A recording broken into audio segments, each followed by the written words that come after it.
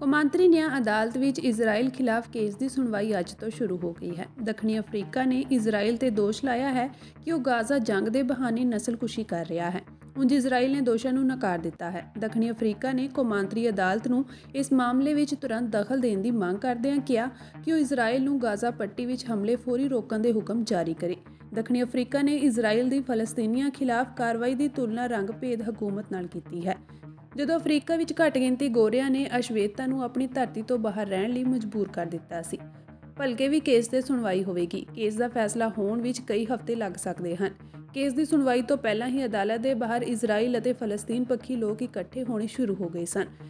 ਸੰਯੁਕਤ ਰਾਸ਼ਟਰ ਅਤੇ ਕੌਮਾਂਤਰੀ ਟ੍ਰਿਬਿਊਨਲਾਂ ਨੂੰ ਨਾਜਾਇਜ਼ ਤੇ ਪੱਖਪਾਤੀ ਕਰਾਰ ਦੇਣ ਵਾਲੇ ਇਜ਼ਰਾਈਲ ਨੇ ਹਮਾਸ ਖਿਲਾਫ ਫੌਜੀ ਕਾਰਵਾਈ ਨੂੰ ਜਾਇਜ਼ ਠਹਿਰਾਉਣ ਲਈ ਆਪਣੀ ਮਜ਼ਬੂਤ ਕਾਨੂੰਨੀ ਟੀਮ ਭੇਜੀ ਹੈ। ਇਜ਼ਰਾਈਲੀ ਪ੍ਰਧਾਨ ਮੰਤਰੀ ਨੇਤਨਯਾਹੂ ਨੇ ਬੁੱਧਵਾਰ ਰਾਤ ਵੀਡੀਓ ਬਿਆਨ ਜਾਰੀ ਕਰਕੇ ਫੌਜੀ ਕਾਰਵਾਈ ਦਾ ਬਚਾਅ ਕੀਤਾ ਅਤੇ ਕਿਹਾ ਕਿ ਉਨ੍ਹਾਂ ਦਾ ਗਾਜ਼ਾ ਉੱਪਰ ਪੱਕੇ ਤੌਰ 'ਤੇ ਕਬਜ਼ੇ ਦਾ ਕੋਈ ਇਰਾਦਾ ਨਹੀਂ ਹੈ।